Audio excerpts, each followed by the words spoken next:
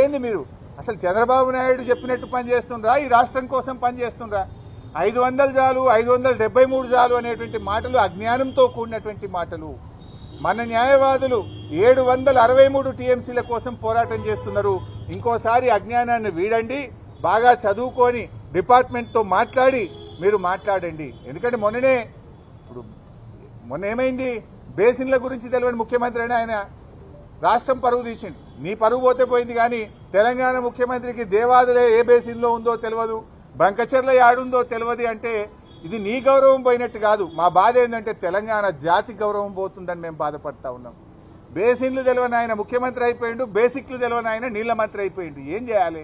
ఇటువంటి వ్యక్తులతో ఈ రాష్ట్ర ప్రయోజనాలు ఏం కావాలి? బేసిక్ ఎంత తెలియదు అంటున్నా, నువ్వు 20 నెలలైంది నీళ్ల మంత్రి అయి, కొత్తగా కూడా కాలేదు. 763 టీఎంసీల కోసం నీటిపారుదల శాఖ ట్రిబ్యునల్ ముందు అఫిడవిట్లు వేసి వాదనలు వినిపిస్తుంటే నేను పోయొచ్చిన అంటాడు ఇంకిన. మరి ఈయననేమో 573 చాలంటాడు. ఇది చాలా బాధతో నేను మాట్లాడుతా ఉన్నా. ఇంకో మాట అన్న అతి తెలివితేటలు అని, ఇది అజ్ఞానం గురించి చెప్పిన, ఇక అతి తెలివి గురించి కూడా చెప్పాలి. అంటే రేవంత్ రెడ్డి ఏమనుకుంటు, నాకే తెలివి ఉంది, జనాలకు లేదు, నేను ఏం చెప్తా జనం నమ్ముతారు అని అనుకుంటుంటారు. నిన్న ఆయన మాట్లాడుతూ ఒక మాట ఏమంటాడు అంటే, అతి తెలివి మాటలు ఏం మాట్లాడిందంటే, నిన్న ఉమ్మడి ఆంధ్రప్రదేశ్లో మేము 54 లక్షల ఎకరాలకు నీళ్లు ఇచ్చినాం. అప్పుడు అయిన ఖర్చు 91,000 ఎంతో అన్నాడు ఎకరానికి, 93,000 కోట్లు అన్నాడు. 54 లక్షల ఎకరాలకు నీళ్లు ఇచ్చినా అన్నాడు. ఎంత బాధ కలుగుతుందంటే, ఆ 54 లక్షలు ఏం కలిపిండో తెలుసావే? రేవంత్ రెడ్డి తాత పుట్టక ముందు గట్టిని కూడా కలుపుకున్నాడు. నాయన కాదు, రేవంత్ రెడ్డి కాదు, ఆయన పుట్టక ముందు, ఆయన నాయన పుట్టక ముందు, ఆయన తాత పుట్టక ముందు, ఆయన ముత్తాత పుట్టక ముందు కట్టిన ప్రాజెక్టులు కూడా కలుపుకున్నాడు. ఏంటిది?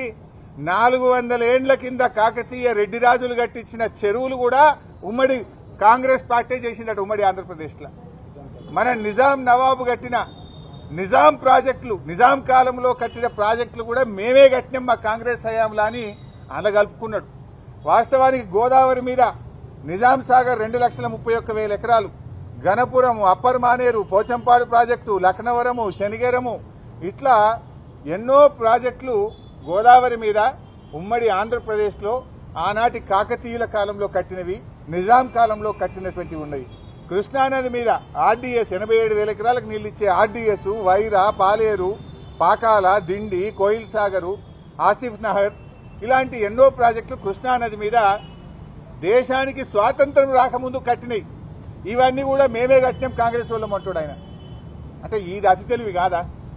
ఇట్లా మీరు చూసినట్టయితే 16 లక్షల ఎకరాలు ఆంధ్రప్రదేశ్ రాష్ట్రం ఏర్పడక ముందే 16 లక్షల ఎకరాలు మరి కాకతీయుల కాలంలో, నిజాం కాలంలో తెలంగాణకు నీటిపారుదల సౌకర్యం ఏర్పడ్డది. ఈ 16 లక్షల్ని కూడా కలుపుకొని 54 లక్షలకు ఇచ్చిన అని చెప్పి రేవంత్ రెడ్డి గారు నిన్న పచ్చి అబద్దం మాట్లాడిండు. ఒకటి. రెండోది ఏమంటాడు, ఆ 54 లక్షల్లో ఈ 16 తీసేస్తే మనకు ఉండేది 42 లక్షలు, 40 అయితే ఎంత 38. ఈ 16 తీస్తే 38. ఆ 38 లక్షల్లో ఏముంటుంది బైసాబ్? అందులో ఎస్ఆర్ఎస్పీ స్టేజ్ 2 కాలువ తవ్వింది తప్ప సుక్క వారది. ఇట్లా అనేక ప్రాజెక్టులు ఉన్నాయి. చెరువులలో పారకమే లేదు. తెలంగాణలో చెరువులు అప్పుడు రాష్ట్రం ఏర్పడినాడు ఏంది, మిషన్ కాకతీయ పెట్టక ముందు 25 లక్షల ఎకరాలు చెరువుల కింద బారేది ఉంటే 8 లక్షలకు పడిపోయింది. అంటే నామకే వాస్తే ప్రాజెక్టులు. అయినా ఇంకోటి, 1956లో మన రాష్ట్ర బడ్జెట్ ఎంత తెలుసా బైసాబ్? 19 కోట్లు. ఆ రోజు రాష్ట్ర బడ్జెట్ 19 కోట్లు.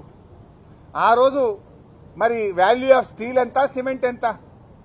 అసలు ఆ డబ్బును ఈ డబ్బుతో కంపేర్ చేయొచ్చా? ఆ రోజు నేను రూపీ యొక్క వాల్యుయేషన్ చూస్తే ఆనాటి 100 రూపాయలు ఇవాళటి 10,434 రూపాయలకు సమానం. ఆనాటి 100 రూపాయలు ఈనాటి 10,434 రూపాయలకు సమానం. ఆనాటి రూపాయి ఇవాళటి 104 రూపాయలకు సమానం. ఈయన ఏం కంపేర్ చేస్తాడు? ఆ రోజు 94,000 ఎకరం అయింది, ఇవాళ 10 లక్షలకు ఎకరం అయింది. ఒకటి, నిజాం కాలంది కాకతీయుల కాలం ఆయకట్టు కలుపుకుంటాడు. 2, ఆ రోజు 19 కోట్ల బడ్జెట్ అయితే ఈ రోజు 3 లక్షల కోట్ల బడ్జెట్. అసలు కంపారిజన్ ఉందా రూపీ వాల్యూ? ఏదో ఒకటి అబద్ధం ఆడి గోబల్ చెప్పి ప్రజల్ని తప్పుదారి పట్టించాలని రేవంత్ రెడ్డి గారు ప్రయత్నం చేస్తా ఉన్నారు. అయినా బీఆర్ఎస్ హయాంలో 17,24,000 ఎకరాలకు నీళ్లు ఇచ్చాం మేము. దాన్ని 15 లక్షలని చెప్పిండు. దాంట్లో 2,24,000 తక్కువ చూపించాడు. బీఆర్ఎస్ 9.5 సంవత్సరాల్లో 2 ఏళ్లు కరోనా వచ్చినా 17,24,000 ఎకరాల కొత్త ఆయకట్టుకు నీళ్లు ఇచ్చాం. 31,50,000 ఎకరాలకు స్టెబిలైజేషన్ చేశాం. మొత్తం బీఆర్ఎస్ హయాంలో 48 లక్షల ఎకరాలకు సాగునీరు అందించింది. 17,24,000 కొత్త ఆయకట్టు, 31,50,000 ఎకరాలు స్టెబిలైజేషన్. దీన్ని మేము సాధిస్తే దాన్ని 15 అంటాడు. అంటే ఈ రకంగా అతి తెలివితేటలు ప్రదర్శించి ప్రజల్ని తప్పుదో పట్టించేటువంటి ప్రయత్నం ఇవాళ రేవంత్ రెడ్డి గారు చేస్తున్నారు. 10 ఏళ్లు కాంగ్రెస్ పాలించింది మాకంటే ముందు. ఇదే ఉత్తమ్ కుమార్ రెడ్డి గారు మంత్రి, సుదర్శన్ రెడ్డి గారు నీళ్ల మంత్రి, కోమటిరెడ్డి గారు మంత్రి. 10 ఏళ్ల కాంగ్రెస్ హయాంలో తెలంగాణలో ఇచ్చిన ఆయకట్టు కేవలం కొత్త ఆయకట్టు స్థిరీకరణ అంత కలిపితే 6,64,000 ఎకరాలు. 9.5 ఏళ్ల బీఆర్ఎస్ హయాంలో ఇచ్చింది 48 లక్షలు. 6 లక్షలు ఎక్కడ, 48 లక్షలు ఎక్కడ? మీరిచ్చింది 6 లక్షలు, మేమిచ్చింది 48 లక్షల ఎకరాల ఆయకట్టు. ఇది వాస్తవం. అతి తెలివితేటలు ప్రదర్శించి ప్రజల్ని మోసపుచ్చుతామంటే ప్రశ్నించే వాళ్ళు ఉంటారు, నిజాలు బయటపెట్టే వాళ్ళు ఉంటారు. పరువు పోయేది నీది కాదు, రాష్ట్రంది. ముఖ్యమంత్రి గారు దయచేసి ఇలాంటి తప్పుడు మాటలు మాట్లాడొద్దని చెప్పి మేము కోరుతా ఉన్నాం. ఇక మళ్ళీ అవే మాటలు మాట్లాడిండ్రు ఆయన. తమిడిహట్టి దగ్గర నుంచి ఎందుకు మేడిగడ్డకు మార్చిందని మాట్లాడిండ్రు. నువ్వు తప్పుపడుతున్నది ఎవరిని? కేంద్ర ప్రభుత్వాన్ని పడుతున్నావు. సెంట్రల్ వాటర్ కమిషన్ తప్పుపడుతున్నావు. నీళ్లు లేవని నేను చెప్పలేదు, మా ప్రభుత్వం చెప్పలేదు. నీళ్లు లేవని కేంద్ర ప్రభుత్వ సంస్థ సిడబ్ల్యూసీ చెప్పింది. సింపుల్ క్వశ్చన్ ఏ బాబు. 2007లో మీరు ప్రణాళిక స్టార్ట్ చేసిండ్రు. 2014 దాకా మీరే ఉన్నారు. 8 ఏళ్లు ఉన్నారు కదా. చెప్పింది 4 ఏళ్లలో ప్రాజెక్టు పూర్తి చేస్తామన్నారు. 8 ఏళ్లు ఉన్నారు. ప్రాజెక్టు పూర్తి చేయడం దేవుడేరు. 10 పైసలు పనిచేయాలి మీరు. చేసింది నేను సింపుల్ క్వశ్చన్ వేస్తున్నా. 8 ఏళ్లలో 160 టీఎంసీల నీటి లభ్యత ఉందని కేంద్ర ప్రభుత్వం నుంచి సిడబ్ల్యూసీ నుంచి క్లియరెన్స్ ఎందుకు చేయలేదు? 8 ఏళ్లలో మహారాష్ట్రతో అంతర్రాష్ట్ర ఒప్పందం ఎందుకు చేయలేదు? 8 ఏళ్లు కనీసం నీటి లభ్యత కోసం మీరు తేలేదు. కానీ మేము వచ్చిన తర్వాత పరిశీలి చేస్తే 160 లేదక్కడ, ఆడ ఉన్నది 102. కానీ మీరు తీసుకోగలిగింది 44 మాత్రమే తేలింది. వైల్డ్ లైఫ్ సమస్య వచ్చింది. మహారాష్ట్ర ససేమిరా అన్నది. మీలాగా మేము మొబిలైజేషన్ అడ్వాన్సులు ఇచ్చి పర్సెంటేజీలు కమిషన్లు తీసుకొని ప్రజల్ని మోసం చేయాలనా? మేము ఉద్యమం చేసిన వాళ్ళం, రాష్ట్రాన్ని సాధించిన వాళ్ళం, ప్రజలకు నీళ్లు ఇవ్వాలనే లక్ష్యంతో మేము నీళ్లు ఎక్కడున్నాయో వ్యాప్కో సూచిస్తే మేడిగడ్డ దగ్గర పెట్టాం. మరి అదే కేంద్ర ప్రభుత్వ సంస్థ సిడబ్ల్యూసీ తమ్మిడిహట్టి దగ్గర నీళ్లు లేవని చెప్పింది. మేడిగడ్డ దగ్గర 282 టీఎంసీల నీటి లభ్యత ఉన్నది అని మాకు పర్మిషన్ ఇచ్చింది, అనుమతి ఇచ్చింది. అన్ని రకాల అనుమతులు మేము తెచ్చాం. డాక్యుమెంట్స్ ఉన్నాయి. అసెంబ్లీలో చర్చ పెట్టు దమ్ముంటే అన్ని తీసుకొని చర్చకు రావడానికి సిద్ధం. నువ్వు ఊకే రచ్చ చేయడం బంద్ చేయి. నీకు చేతనైతే నీ ఇష్టమున్న డేట్ పెట్టు. నువ్వు పెట్టిన డేట్కి అసెంబ్లీకి వస్తాం, చర్చ చేస్తాం, ఒప్పిస్తాం. నిన్ను కాదు రాష్ట్ర ప్రజలందరికీ నిజానిజాలు తెలియాల్సినటువంటి అవసరం ఉంది. ఏ రోజైనా ఎప్పుడైనా మేము చర్చకు సిద్ధం. ఒకటే షరత్ ఏంటంటే మైక్ కట్ చేయొద్దు, అసెంబ్లీని వాయిదా వేసుకొని పారిపోవద్దు. నిజాయితీగా నిలబడు. ఎన్ని రోజులైనా చర్చిద్దాం, ఎన్ని గంటలైనా చర్చిద్దాం. అందరి మాటలు ప్రజలు వింటారు, నిజానిజాలు ప్రజలు అర్థం చేసుకుంటారు. ఇకపోతే కాళేశ్వరం గురించి ఎప్పుడు తక్కువ చేసి మాట్లాడతాడు. ఆనాటి ప్రాణహితకు కాళేశ్వరంకు చాలా తేడా ఉంది. ఆనాడు నీటి సామర్థ్యం 16 టీఎంసీలు అయితే ఇవాళ 141 టీఎంసీల సామర్థ్యం. ఆనాడు పంపింగ్ సామర్థ్యం 1.8 టీఎంసీ అయితే ఈ రోజు 3 టీఎంసీ ఉంది. ఆనాడు నీటి వినియోగం ప్రతిపాదించింది 160 టీఎంసీలు అయితే ఈ రోజు 240 టీఎంసీలు. ఆనాటి ఆయకట్టు 16 లక్షల ఎకరాలైతే ఈనాటి ఆయకట్టు 37 లక్షల ఎకరాలు. ఆనాడు భూసేకరణకు మీరు 2 లక్షల రూపాయలు పెడితే ఈ రోజు యావరేజ్ గా 12 లక్షల రూపాయలు పెట్టారు. టనెల్స్, కాలువలు, ఇలా చాలా మార్పు జరిగింది. మీరు ఎంతసేపు తక్కువ చేసి మాట్లాడటమో బురద జల్లే ప్రయత్నం చేస్తే ప్రజలు అన్ని విషయాలు కూడా అర్థం చేసుకుంటారు.